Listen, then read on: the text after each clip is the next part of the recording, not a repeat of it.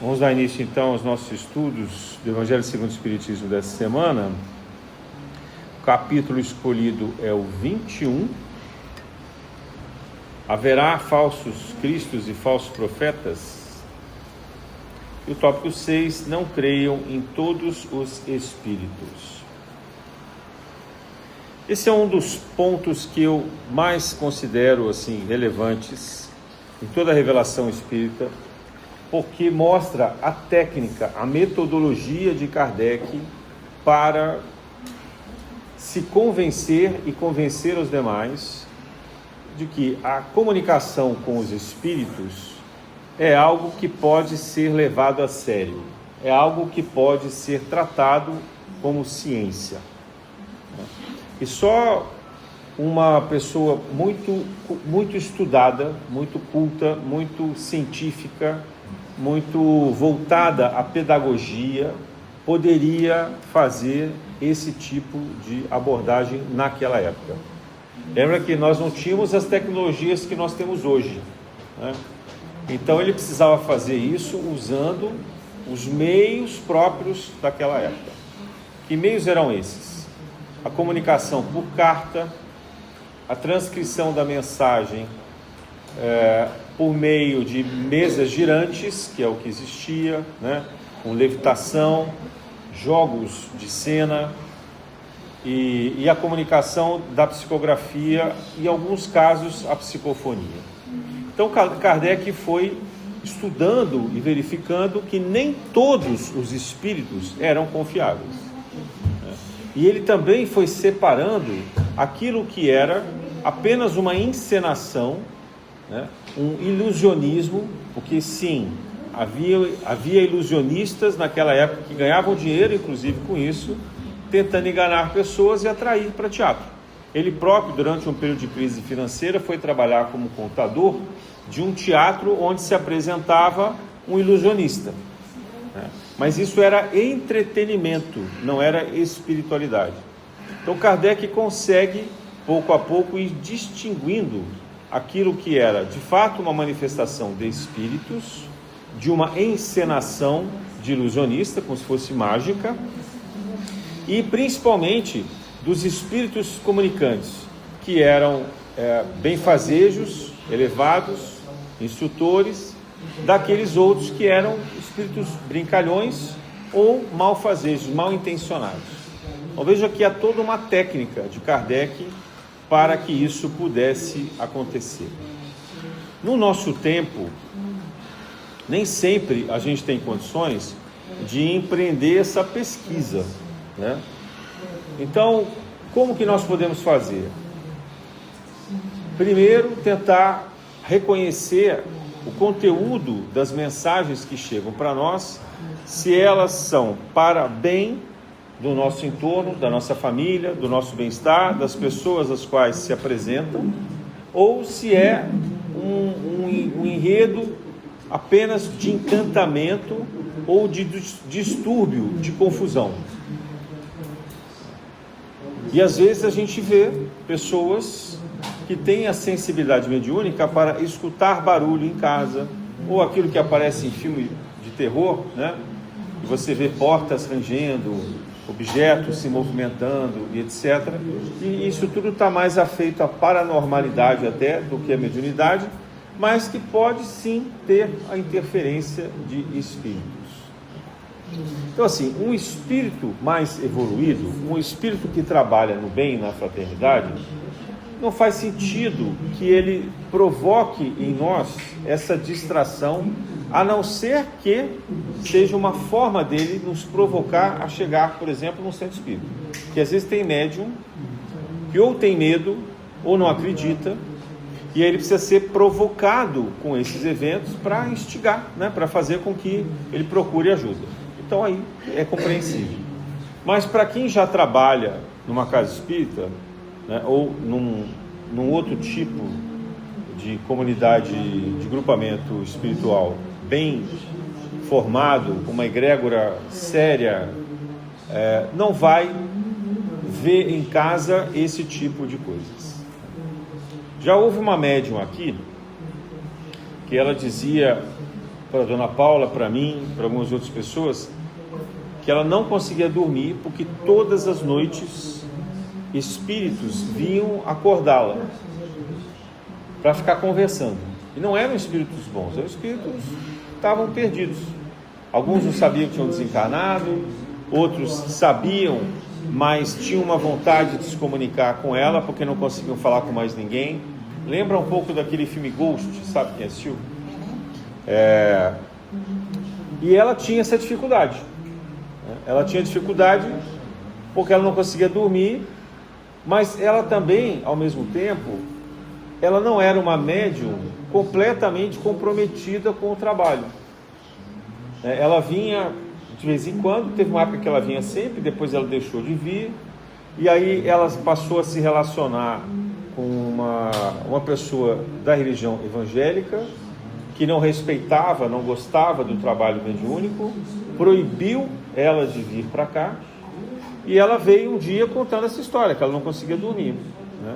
Pedindo se a gente poderia fazer a expulsão desses espíritos da casa dela. E eu me lembro que fui eu que conversei com ela, já nesse período, para dizer o seguinte: olha, a gente não adianta fazer a expulsão da casa, porque o dono é que permite, o dono é que atrai. Então quem vai expulsar espíritos malfazejos de casa é aquele que detém o poder da posse da casa, é o proprietário. O proprietário tem autoridade para fazer isso. E eu já falei isso para algumas pessoas que reclamam às vezes de filhos obsediados principalmente por droga, bebida, etc., que aquele que é dono da casa, homem, mulher, né, não importa, pode expulsar, porque há uma lei espiritual que permite isso, que haja uma proteção. Quando a gente não quer, um espírito malfazejo não pode adentrar a nossa casa, como um bandido não pode adentrar, né? Ninguém que não é convidado pode. Só que eles entram primeiro para que a gente depois os expulse.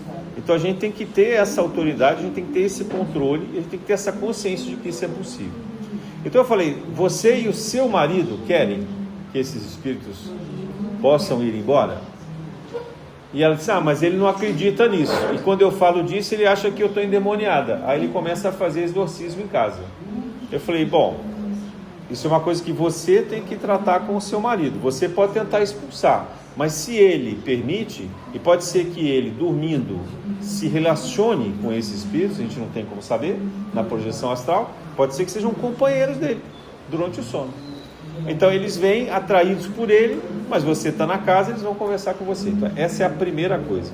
Segunda coisa: alguém que tem mediunidade ou paranormalidade e não trabalha com isso, não estuda, não desenvolve, tem um campo aberto.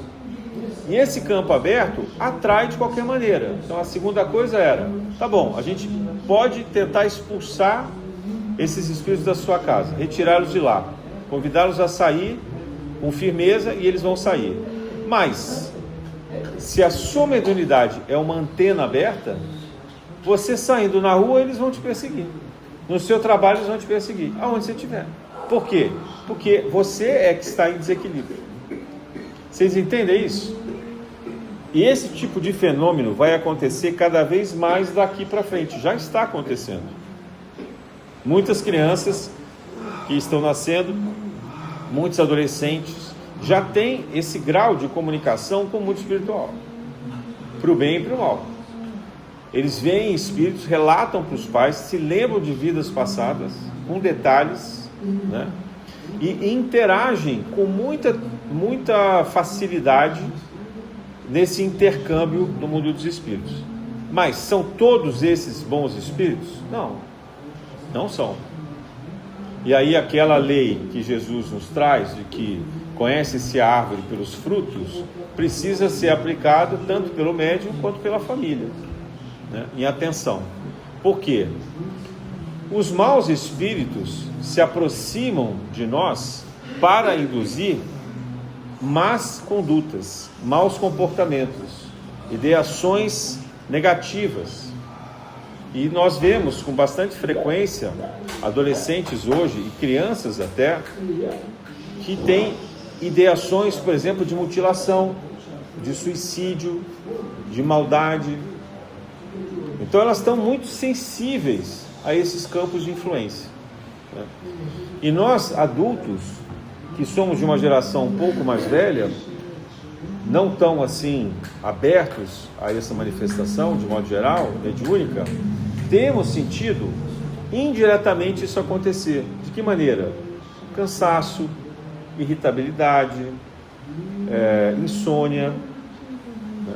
Várias, ansiedade, tristeza, porque muitas vezes também nós temos espíritos que se aproximam de nós, são atraídos pela nossa faixa vibratória, que se instalam próximos de nós, mas só o fato deles ficarem perto, eles transmitem a vibração negativa.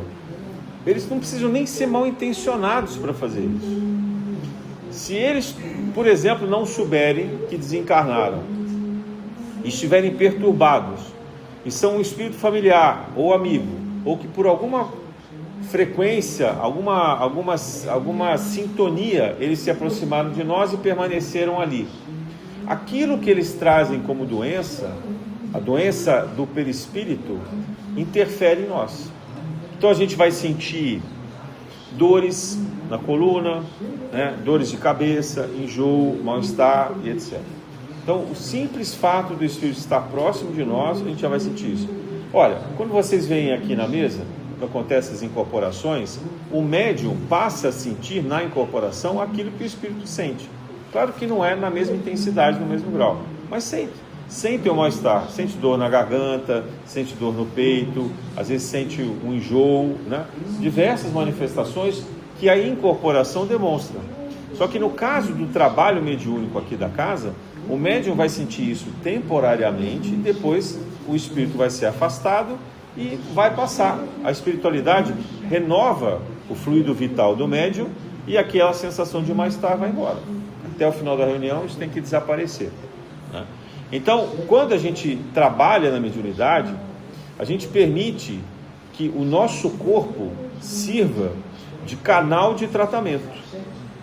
Então a gente se dispõe a ceder a nossa energia vital, o nosso campo vital, para que esses espíritos sintam o que a gente chama de choque anímico. Quer dizer, eles estão desencarnados, mas eles se interligam ao nosso sistema nervoso e passam a, como se fossem fios, né, conectados, e passam a sentir o que nós sentimos.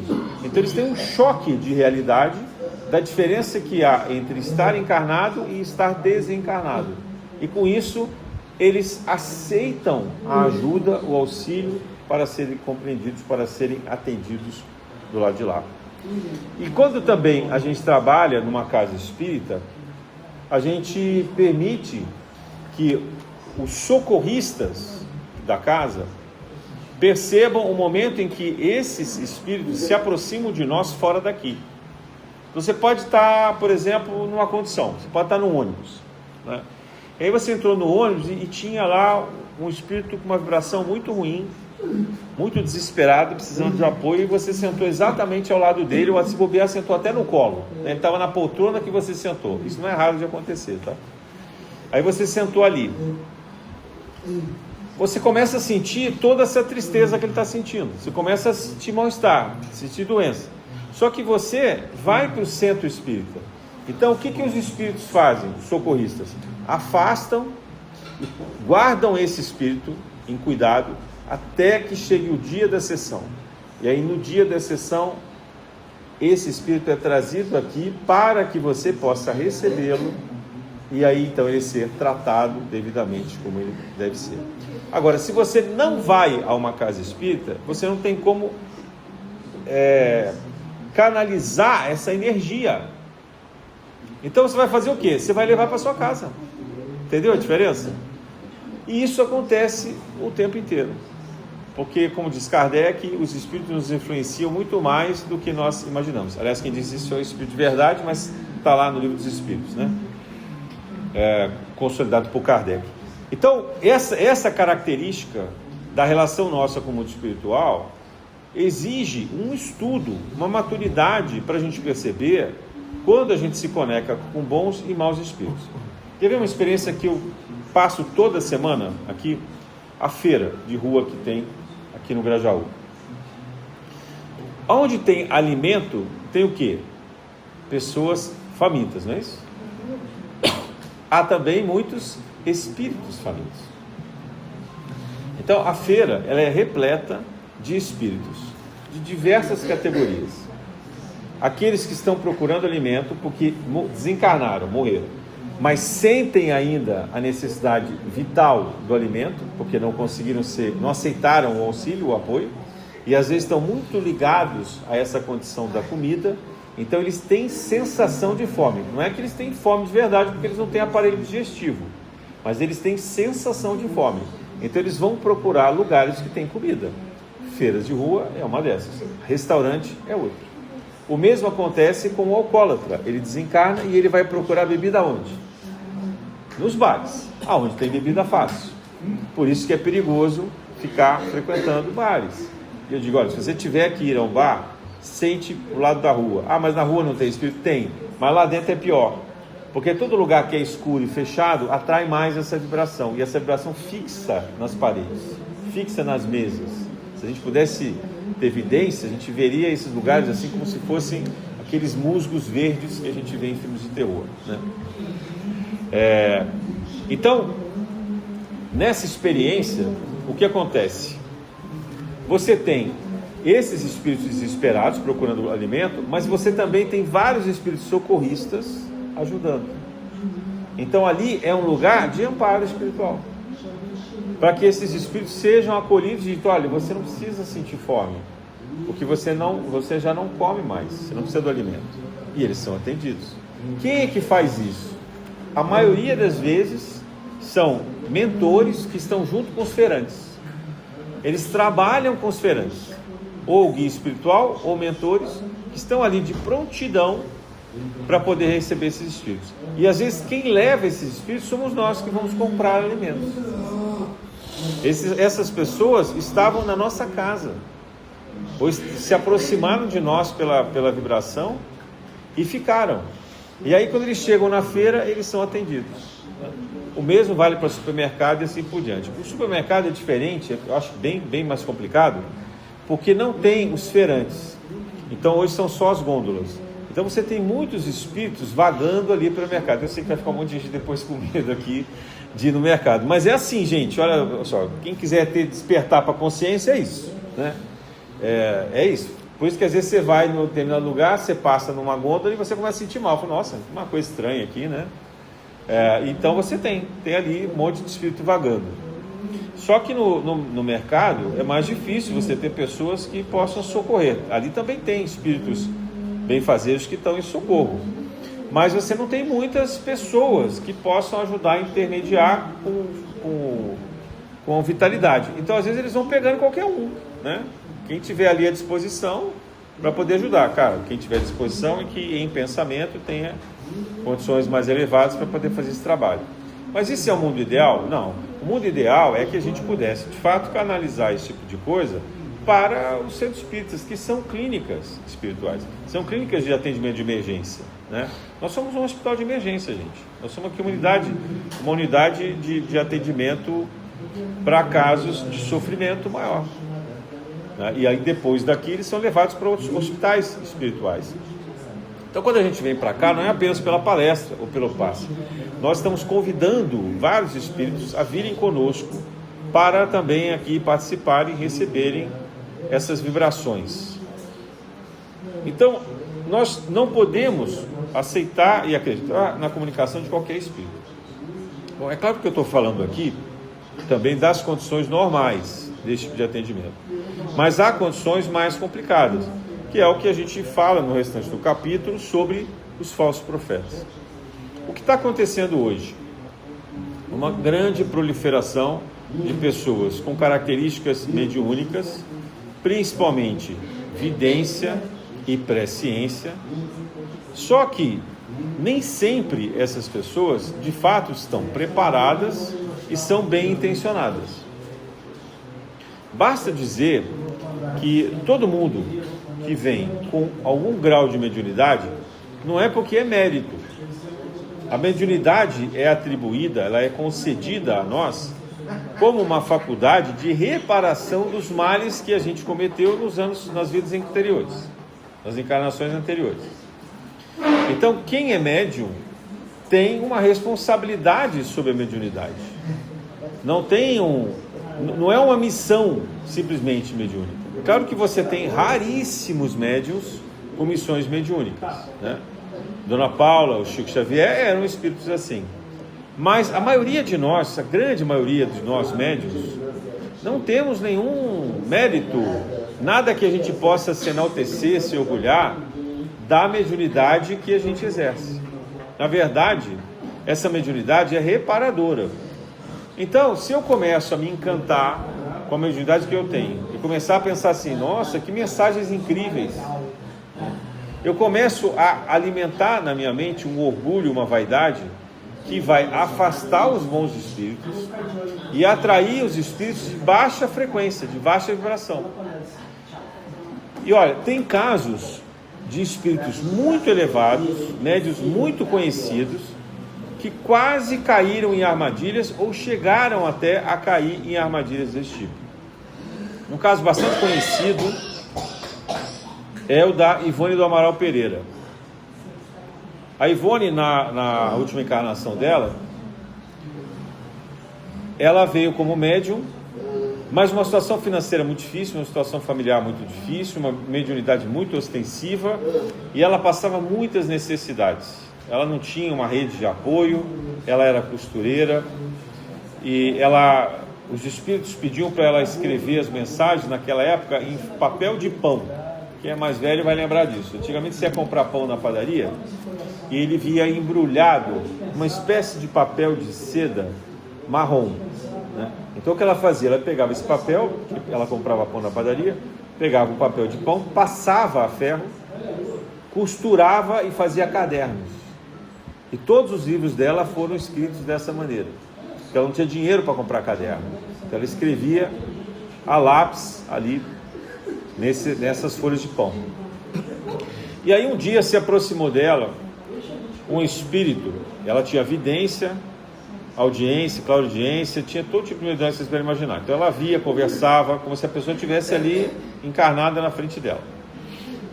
E esse espírito se apresentou muito garboso, tal, dizendo que ele queria trabalhar com ela e que isso era um orgulho para ela, porque era uma pessoa muito importante, muito conhecida, um espírito que foi muito famoso. E ele precisava então encontrar um médium que desse vazão a isso e queria que ela trabalhasse com ele, e ele garantia que se ela fizesse isso, ela poderia vender os livros dele e com isso resolver o problema financeiro que ela passava, porque o Bezerra de Menezes, Charles, Leon Denis, o Roberto Canaleja, etc., que vinham psicografar com ela, proibiam ela de vender. Ela tinha que ceder os direitos para a FEB ia publicar os livros, comercializar, mas ela não ganhava um tostão, isso era para benefício público, não era benefício dela. E ela se encantou com esse cara, chegou a ficar balançada, falou, puxa, isso podia resolver um problema, vou continuar lá com outro trabalho, mas nas horas vagas eu faço esse trabalho aqui também.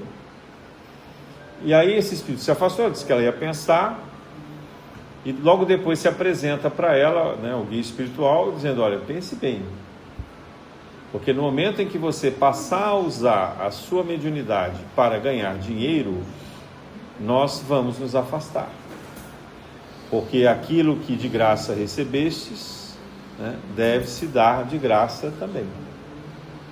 Então isso não é um mérito seu, não é uma conquista que você teve pelo esforço, pelo trabalho, pelo estudo.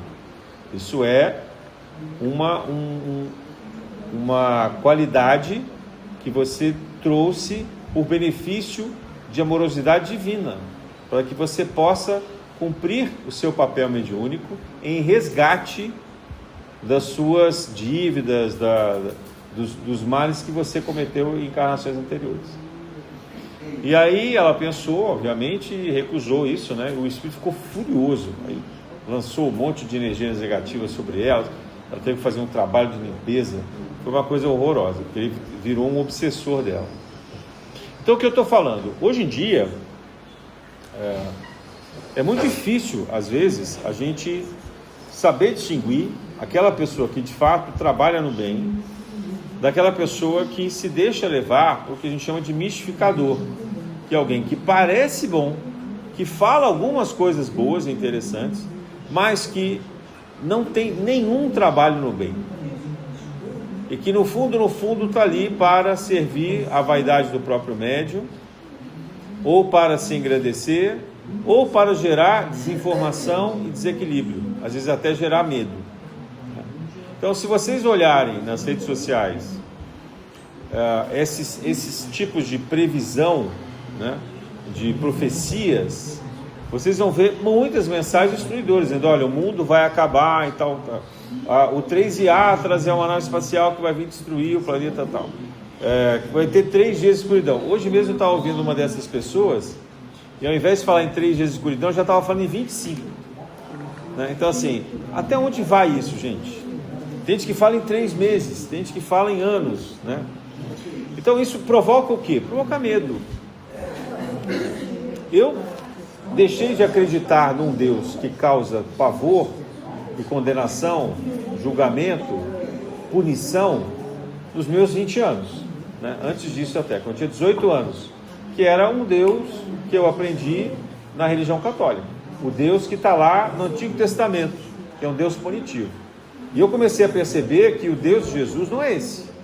O Deus de Jesus é amoroso, é amor, é bondade, Ele quer, é abundância, Ele quer que a gente se desenvolva, que a gente cresça. Ele não quer punir ninguém. A punição somos nós que fazemos. Nós é que criamos essa condição de sofrimento. Mas a gente tem condição de superar o sofrimento. O budismo fala isso com toda razão. A dor pode ser inevitável, mas o sofrimento não. Porque o sofrimento é a forma como a gente lida com a dor. É a forma como a gente aceita aquilo que é fato, é realidade, mas não se limita a isso. A gente é capaz de encontrar alegria além da dor. Encontrar contentamento, bem-estar além da dor. Então, esse trabalho de identificação desses espíritos deve levar em conta também o conteúdo. Porque quando o conteúdo é assustador, quando o conteúdo provoca uma condição de muitas coisas negativas, não é razoável pensar que a espiritualidade tivesse permitido que isso acontecesse. Uma espiritualidade elevada, obviamente. Por quê? Porque, imagina assim, você tem vidência, e aí você anda na rua e você olha para uma pessoa e vê nela um tumor maligno, e vê que o fio de prata dela está se afinando, que ela provavelmente vai morrer dali a uma semana. Você vai contar isso para essa pessoa? Você vai contar isso para um familiar? Ou se viesse apenas algum espírito soprasse isso para você, você falaria? Qual é a vantagem dessa pessoa saber dessa forma? Uma coisa é o médico dizer para ela, e aí ela vai fazer tratamento, ou vai escolher o que ela quer de melhor, se ela vai ficar com a família, como é que ela vai viver ali os últimos instantes dela. E normalmente essas coisas acontecem quando a gente já, de fato, está muito próximo e o próprio paciente desconfia que aquilo esteja acontecendo, né? Mas não chegar alguém abruptamente e dizer, ó, daqui a pouco você vai ter um infarto, você vai ter um AVC e você vai morrer. Essa pessoa vai ficar desesperada. Se ela não fosse ter o AVC nem a parada cardíaca, é capaz ela ter por causa disso, né? Por causa do susto, por causa do medo. Há um caso, uma crônica espírita, que se diz, de um dirigente que fazia muitos trabalhos, socorro, mediunidade, acolhimento, falava muito sobre a vida e a morte. E aí um belo dia ele teve um mal-estar, foi com a esposa no médico, chegou lá, o médico viu os exames, olhou para ele e falou assim, olha, senhor fulano, eu tenho que ter uma conversa muito séria com o senhor. Ele falou, doutor, o que é? Mas é algo assim tão grave? Ele falou assim, é muito grave. Aí pediu para a esposa ficar do lado dele e tal, e disse assim, olha, eu verifiquei aqui, o senhor tem uma doença terminal e infelizmente o senhor tem poucos meses de vida e a medicina não vai poder fazer nada mais do que isso, senão lhe dar algum conforto para dor e etc. Então eu queria que o senhor nem voltasse para casa, nós vamos interná-lo a partir de hoje para poder avaliar melhor as circunstâncias, os tratamentos, etc. e ver o que nós podemos fazer. Aí ele ficou frio na hora, teve uma reação assim, né, fechada, a mulher em choro, aos prantos, e ele com toda tranquilidade assim, virou para ela e falou assim: meu bem, então como eu vou ficar internado aqui, volta lá para casa, faz uma malinha para eu poder ficar aqui no hospital enquanto eu aguardo. E ela se recompôs do jeito dela. O médico viu que ele estava relativamente tranquilo, né, ofereceu um calmante e tal, ele disse que não precisava, pediu então para ele aguardar numa área aberta ali de recepção. O que ele fez? Ele abriu uma janela e se jogou. Ele estava num andar alto e se matou. Dirigente espírita. Então, a gente nunca sabe a reação do outro. A espiritualidade não brinca com isso. Dona Paula me contou, e contou para outras pessoas também, que ela ainda jovem, olhou para o irmão um dia e viu que ele estava com câncer. Porque ele estava reclamando de dor e viu que ele estava com câncer. Mas ela não podia dizer para ele isso, porque o médico não tinha dito. E ela sabia que não tinha cura, da forma como ele viu o câncer. Aí ela brincou com ele e disse assim: para de reclamar, você é muito chorão, você não tem nada, né? Mas por quê? Porque ela queria provocar nele uma reação de fazer outras coisas, de cuidar, de viver a vida, ao invés de se entregar a um lamento, a um sofrimento que ela sabia que iria agravar e acelerar a doença. Em pouco tempo ele faleceu, desencarnou. E esse irmão era aquele que dizia para ela assim que o espiritismo era bobeira, que ela não devia ficar fazendo isso, que não era uma coisa boa, não era uma coisa de Deus, né? E quando ele desencarnou, ele voltou para ela para pedir desculpas, ele chamava ela de Pepe, era o apelido dela de criança. Esse Pepe, o espiritismo é bom sim, me desculpa, continua trabalhando nisso. Existe Dona Paula que tinha evidência, né? Então quando a gente fala de espíritos, a gente precisa desenvolver um pouco isso, sabe? A gente precisa ter um pouco de técnica, a gente precisa ter um pouco de atenção. Muitas vezes esses espíritos que se achegam são inteligentes, são capazes de criar hologramas, né? De aparecer outras pessoas, de utilizar formas de entidades conhecidas. Por isso que a gente vê tantas mensagens aí de personagens famosos, né? Vira e mexe tem alguém psicografando Chico Xavier, Bezerra de Menezes. Eu já vi até Maria de Nazaré, já vi até Jesus, né? Assim, as pessoas se sentem ali à disposição, como se fosse o médium mais importante do mundo disponível, canal do próprio Cristo para comunicar com a gente, né? Então falta humildade, falta senso de percepção. Cuidado quando essas pessoas se dizem assim tão à vontade para receber espíritos que são respeitados, valorosos, né? Porque eles não estão ali a essa disposição. E depois, quando você vê a mensagem que ela disse assim, outro dia eu vi uma médium fazendo isso com Paulo de Tarso. Ela estava num programa de televisão, de um programa dessa entrevista, e aí ela disse que próximo dela tinha aparecido Paulo de Tarso. Perguntou para o entrevistador se ela podia falar da mensagem. E aí a mensagem que o pretenso Paulo deu, era uma mensagem de que qualquer um podia ter falado, que ela mesma podia ter falado. Não havia nenhuma grande revelação. Porque a gente pensa assim, por que Paulo de Tarso vai deixar o trabalho lá que ele está fazendo, que deve ser muito importante, vai aparecer num programa de entrevista para falar, olha, rezem, orem, sejam bonzinhos, né? Cuidado, atenção, vigiar e orar. Precisa ser o Paulo de Tarso para falar isso, né? Se é para falar isso, a gente abre o livro dos Espíritos e lê, ou então a gente recebe aqui toda semana, o próprio Pai André, etc, ele insiste nisso, orar e vigiar. Mas tá bom, mas ele está no trabalho da casa, ele vem aqui, está alertando para a gente que água mole em pedra dura, tanto bate até que fora. Então um dia a gente vai acreditar que a gente tem que orar e vigiar, mas é um trabalho pedagógico dele. Mas você ir a público, num programa aberto, né, midiático, e aí aparece lá o Paulo para dar essa mensagem, gente, tem alguma coisa errada, né? Então cuidado. Agora, mas a pessoa é bem intencionada. Pode ser que ela esteja sendo enganada sem perceber. É o que a gente chama de mistificador. Pode ser que ela esteja tão envolvida nesse processo, tão encantada com essa possibilidade, com essa mediunidade, com essa coisa de fluir de lá para cá, daqui para lá, que uma pessoa, um espírito, se aproxima dela e faz de conta que é alguém importante, relevante, e ela acredita.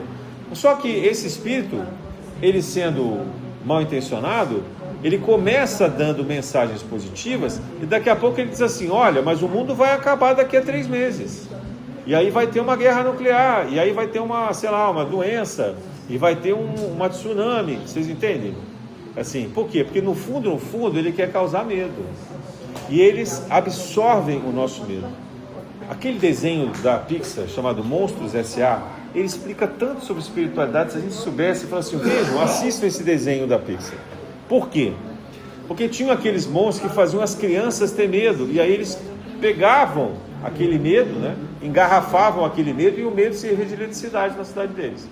Até que alguém descobre que se você fizer rir, gera mais eletricidade e você não precisa ficar assustando ninguém, né? É mais ou menos esse o resumo lá da história.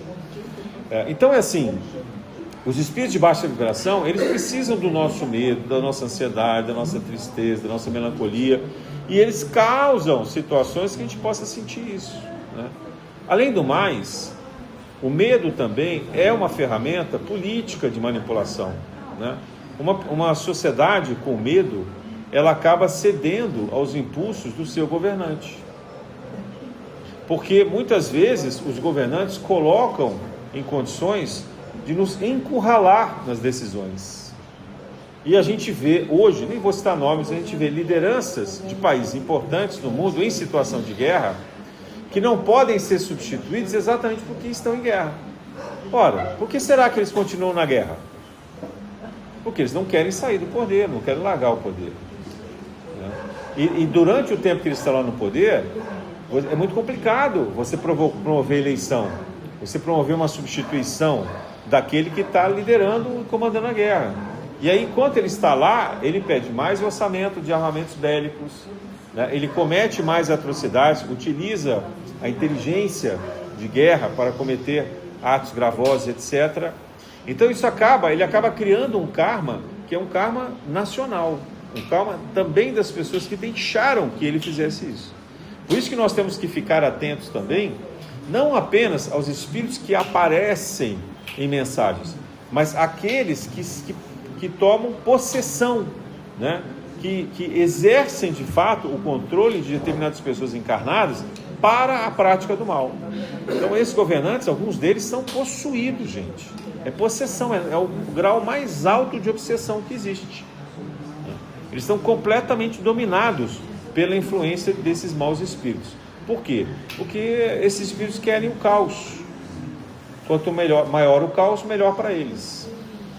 Eles não aceitam que a Terra esteja caminhando para a regeneração, caminhando para os mansos e pacíficos.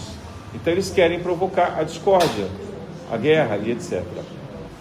E isso muitas vezes é manipulado, é uma coisa de engenharia mesmo, de inteligência da maldade, né?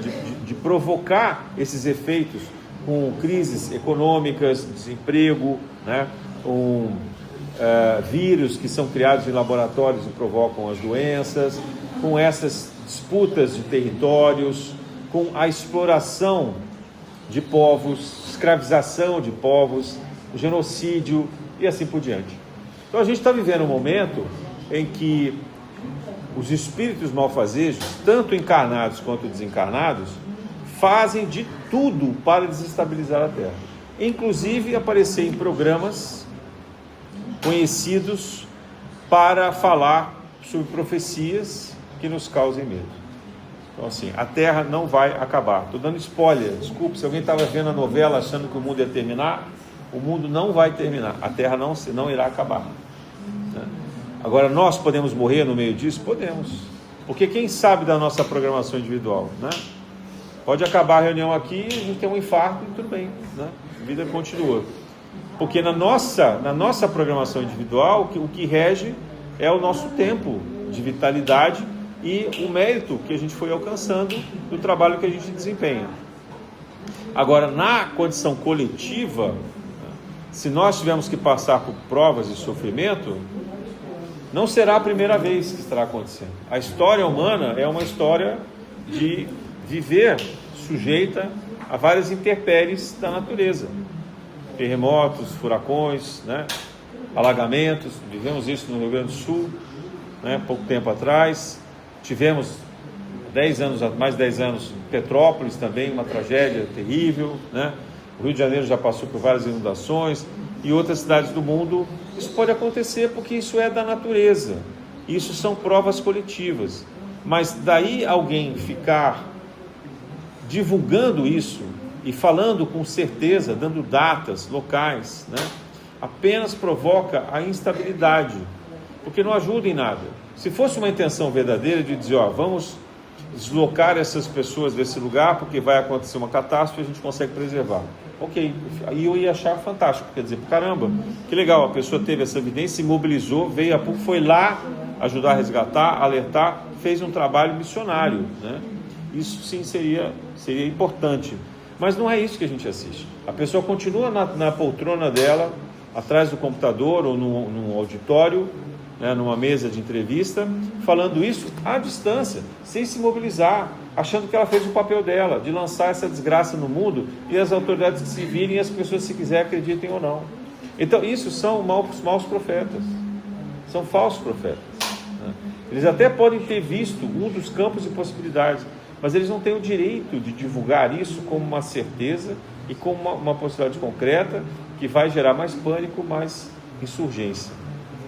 Houve um livro no Japão, escrito há mais de 10 anos, que previa que em julho desse ano, 2025, o Japão seria completamente destruído, inundado.